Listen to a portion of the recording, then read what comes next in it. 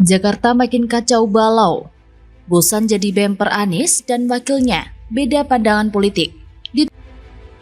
Seorang wakil gubernur DKI Jakarta tidak tahu bahasanya gubernurnya ini ngutang ke Bank DKI. Nah, alasannya katanya nanti saya cek dulu, saya baru dengar. Apa betul Pemprov ada pinjam ke Bank DKI? Begitu katanya. Melihat wakil gubernur DKI Jakarta yang sering sekali kagetan ini dengan alasan yang katanya tidak tahu itu, saya kok jadi curiga ya. Jangan-jangan dia ini juga tidak tahu kalau sekarang ini sedang menjabat sebagai wakil gubernur DKI. Saya mendengar kabar dia akan diplot menjadi calon presiden tahun 2024. Fine, tidak ada masalah. Tapi kita harus fair bahwa dia bermasalah dengan hukum yang harus diselesaikan. Saya mendengar juga beberapa purnawirawan TNI, Polri, bahkan yang aktif juga menjadi tim inti dari Anies Baswedan untuk 2024. Sesak napas warga Jakarta hanya bisa disembuhkan kalau Anies sudah tidak jadi gubernur. Nah, sambil menunggu 2024, terserah nanti Anies mau ikut pilkada Jakarta lagi atau mau jadi capres, waktu kosongnya bisa digunakan untuk menghitung berapa banyak jumlah sumur resapan di Jakarta saat ini. Untuk memotret figur Anies kualitasnya seperti apa. Yang jelas dia ahli menata kata, tapi dia juga juara terbaik sebagai gubernur yang terburuk dalam menata kota. Anggota DPRD DKI fraksi PDI Perjuangan Gilbert Simanjuntak sudah menyadari bahwa ada perbedaan pandangan politik di antara Gubernur DKI Jakarta Anies Baswedan dengan wakilnya Ahmad Riza Patria. Hal itu disampaikan Gilbert saat menanggapi pernyataan Riza Patria yang terkesan sahut-sahutan dengan buruh pendukung Anies Baswedan, di mana Riza Patria secara terbuka mendukung Prabowo Subianto menjadi presiden usai buruh menyatakan diri siap mendukung Anies Baswedan menjadi presiden. Gilbert mengungkapkan bahwa perbedaan pandangan politik yang kentara antara Anies dan wakilnya ini sedikit banyak telah mempengaruhi tingkat kepercayaan publik. Terlebih, di sisa masa jabatan ini, Anies juga sudah tidak terlalu maksimal dalam bekerja. Menurut Gilbert, lebih banyak waktunya sosialisasi lewat JIS. Lebih lanjut, Gilbert sendiri menilai Anies Baswedan akan sedikit kesulitan dalam mencari pinangan, sebab Anies benar-benar tidak memiliki pengorbanan dalam membangun partai, tapi ingin ada partai yang membawa namanya. Tentunya hal ini akan kesulitan untuk mendapatkan dukungan yang solid, kecuali oleh partai dengan ideologi yang sejalan dengan Anies. Sebelumnya, pernyataan Ariza yang mendukung Prabowo menjadi presiden ini muncul ketika dirinya ditanya mengenai sikap DPC Gerindra Jakarta Timur yang menggugat Prabowo ke pengadilan lantaran tidak segera memecat Muhammad Taufik.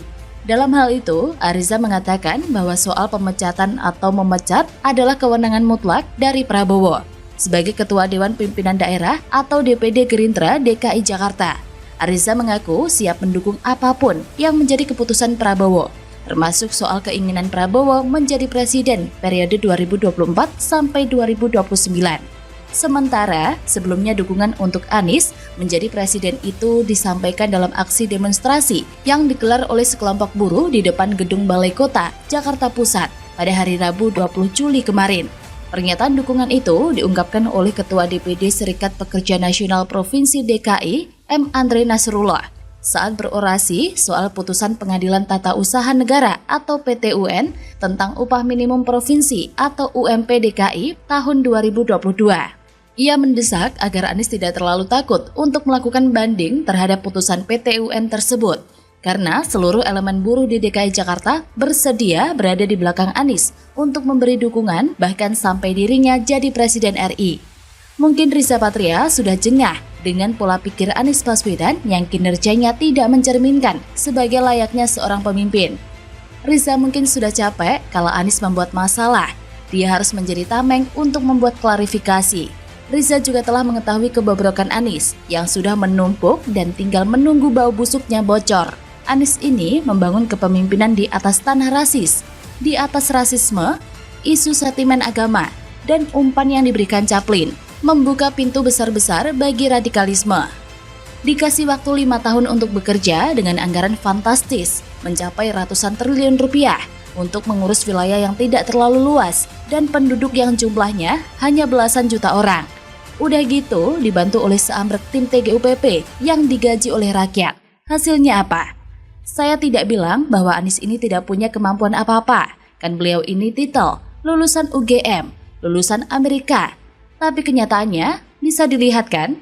Apalagi Anies juga berambisi sekali menjadi presiden, tidak akan lemah, malah mungkin menguat menjelang habis masa jabatannya. Namun ambisi ini berbanding terbalik dengan kinerja dan hasil kerja Anies Baswedan.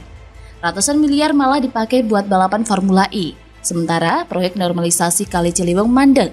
Program Anies sendiri yang dikasih nama naturalisasi juga mandek. Hasilnya beberapa kali banjir menampar muka Anies.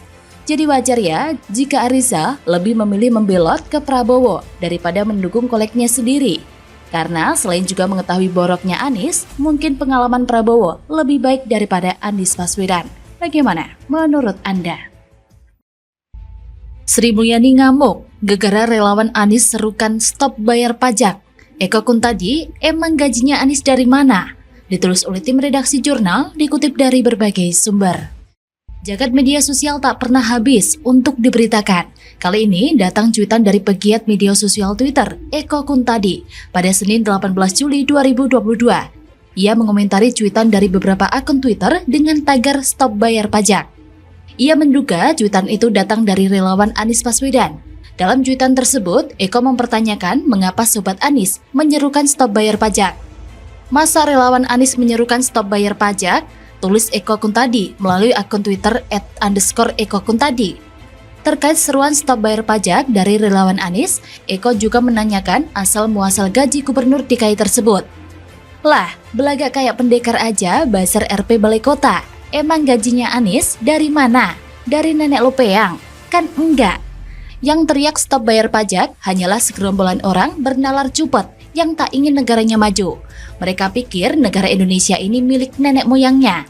Dikira jual narasi boikot bayar pajak bakal menyelamatkan nasib rakyat. Bego kok dipelihara. Sementara itu, Menteri Keuangan Sri Mulyani ikut merespon seruan tak usah bayar pajak tersebut. Menurutnya, ajakan tersebut termasuk dalam sikap tak mencintai Indonesia. Sebab pajak adalah instrumen yang digunakan untuk memperbaiki tanah air. Bendahara negara ini menekan uang pajak berasal dari masyarakat dan akan mengambil lagi pada masyarakat. Ini bisa dirasakan melalui pendidikan, layanan kesehatan, fasilitas infrastruktur seperti jalan umum dan tol yang dibangun pemerintah. Bahkan selama pandemi COVID-19 dan saat ini terjadi kenaikan harga energi, uang pajak menjadi bantalan untuk meredam tekanan tersebut. Uang pajak digunakan untuk membiayai masyarakat saat terkena COVID-19, sehingga tak perlu bayar. Kemudian, saat ini uang pajak digunakan untuk meredam kenaikan harga minyak dunia, sehingga tidak ada kenaikan harga bahan bakar minyak atau BBM subsidi seperti Pertalite dan solar. Ia juga menegaskan bahwa pajak yang dibayarkan bakal kembali dinikmati rakyat dari minum teh dan nasi goreng yang dimasak pakai LPG. Sedangkan LPG 3 kg itu subsidi dari pajak. Subsidi listrik, jalan raya juga dibangun dari pajak. Oleh karenanya, ia meminta masyarakat tak perlu menghiraukan seruan tersebut. Sebab mencintai Indonesia memang penuh perjuangan dan perlu banyak kerja keras. Rasanya, gerombolan orang dungu yang serukan boikot bayar pajak hanya kumpulan orang-orang bernalar sempit yang biasanya jual narasi busuk untuk memecah belah bangsa. Mereka tak lebih dari gerombolan yang tak ingin Indonesia tumbuh dan berkembang. Di benak mereka hanya dipenuhi bebalan rezim Jokowi pembawa malapetaka.